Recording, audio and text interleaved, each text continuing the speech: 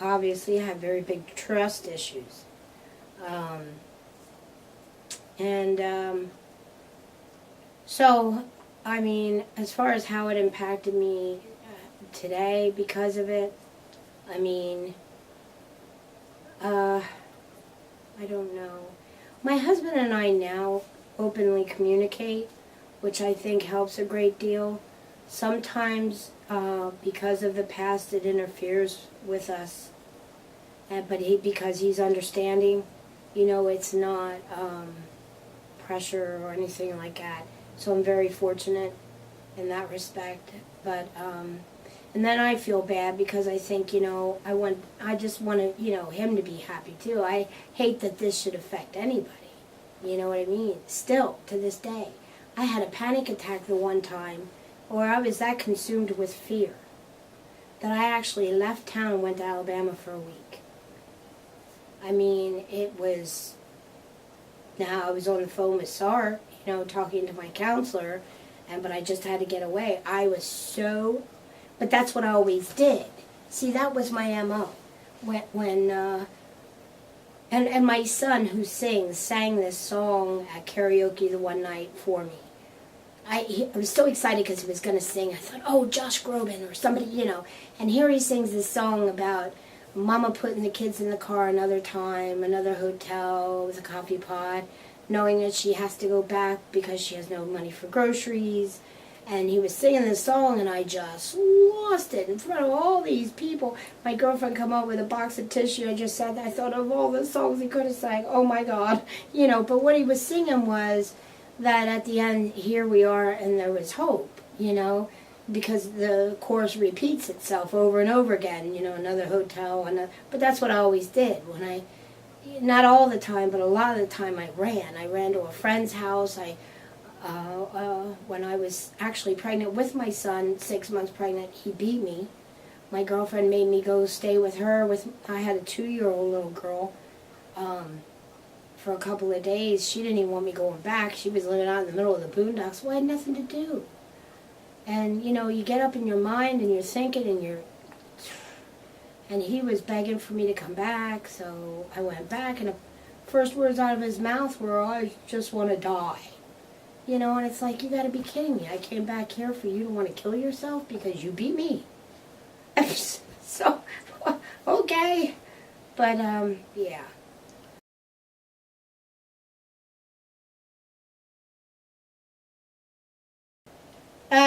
To some degree. So, when we were over in Germany, one of the worst beatings I got was actually on my birthday.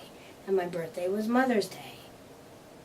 The girls and I had all gone out the night before. It was that particular night where he had kicked me unconscious, and when I woke up, I had his actual footprint embedded on the side of my head.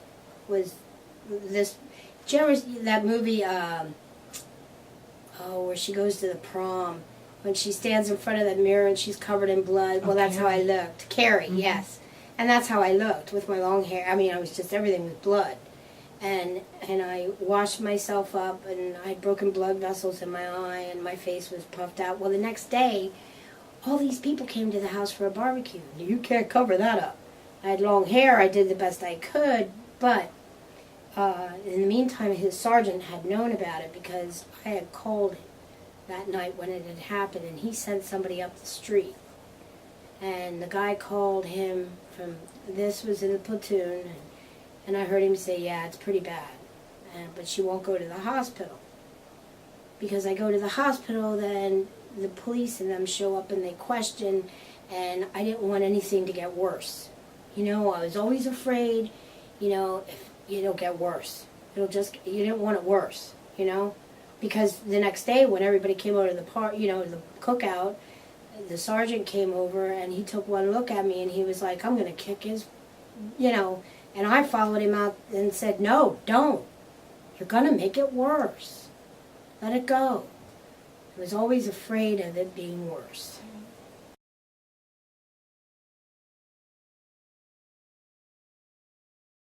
Well, that it happens everywhere. Not just Penn State. When that big issue came about, I was sort of a little annoyed because it happens right here. It happens, down the street. It happens at my neighbor's house. We don't know that because nobody's talking about it. Because if I'm going to tell you that, well, what says you're going to believe me? They always turn out to make the victim, like, oh, well, it's your fault, They point the finger at the victim and they put the victim down and then they traumatize them even more. It's like, you got to be kidding me. So, of course, if I'm victimized, do you really think I want to come in front of a camera and tell you so that you can turn around and say, oh, well, you're lying? Because if I go in front of the court of law to have them prosecuted, that type of thing. I mean, it just, to me, and then they make them out to be this perpetrator, such a wonderful person. Well, on the flip side of it, they might be. But on the other side of the keynote, let me tell you, people, this is fact. And I have people to back it up. I had a lot of people helping me, thank God, throughout that whole ordeal. Or I would have been dead. I guarantee you I would have died. I had his fingerprints, black and blue, around my neck, many a time, from him choking me, and I couldn't breathe. Oh, but his parents remembered, yeah, she stabbed him in the back with a fork, and it stuck. Well, yeah, did he tell you because he was choking me and I couldn't breathe? You will do what you have to breathe before you see black. You know what I'm saying? So, what would I tell the community? You got to open up your eyes. What are you going to do? Wait? Wait for the next person to commit suicide because they couldn't talk, because they were afraid, because you didn't embrace them. Instead, you called them names. Oh, well, they're promiscuous, or this or that, or you know what I mean. That's like if I go and I steal a pack of gum and you rob a bank. Well, that means your sin is worse than mine, right? No, it's still a sin. So rape is rape. That's it.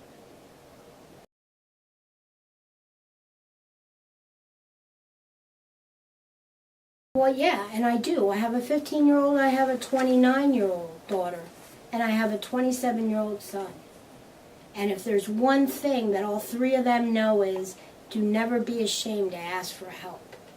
The thing is, we have to have people in our community that are not only trustworthy, but that are educated in being able to steer if my daughter, who's 15, gets raped, and says, I can't go to my mother because she's liable to go kill them, I know that she can go to her therapist that she sees because she trusts him.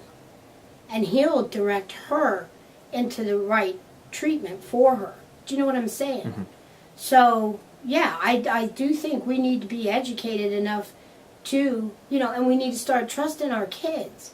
You know what I'm saying? I mean, I'm very proud of all three of mine. They are fabulous. Especially my two oldest, they went through hell the first 10 years of their life. And they're beautiful. Their careers are, am I getting it right? Did I answer you correctly? Yes. Yeah, I'm a little, because when it comes to my kids, and you hurt my kids, ooh. Mm-hmm. Yeah, because Mama Bear is pretty tough. I'm very protective of but I'm not stupid either. But I know the law. And you can be rest assured, if anything were to happen to mine, I'd be speaking loud and clear. All Lebanon County and the rest of the United States would be hearing me. Mm-hmm. Period. They ain't got nothing on Sandusky. But, yeah, because kids are precious.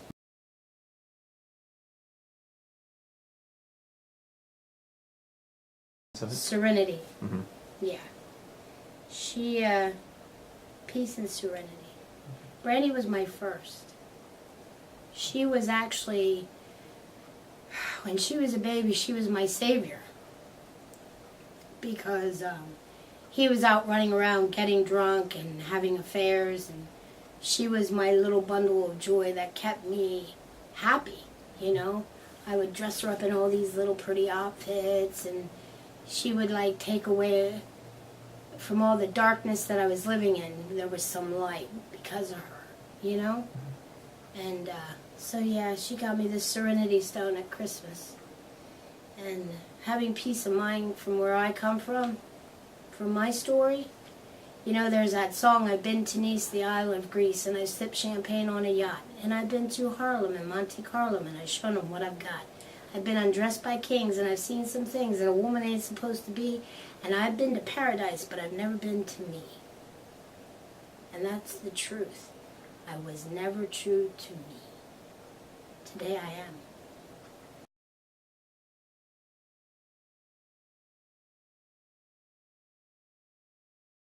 Well, I wouldn't put my arm around him. Oh. Because, well, Yeah. some of us still don't trust that. You know, asking permission, may I? But most definitely letting them know they are not alone. You don't have to live in darkness anymore or fear. You don't have to have the anxiety and the distrust and the running and all that. There's hope, there's help, your spirit isn't broken. And I got that from my good buddy Eric. We can live again without allowing that past to destroy us. Because that's inadvertently what it was doing to me. It was in a whole roundabout way. It was killing me.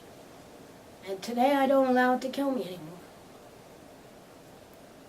So there's hope.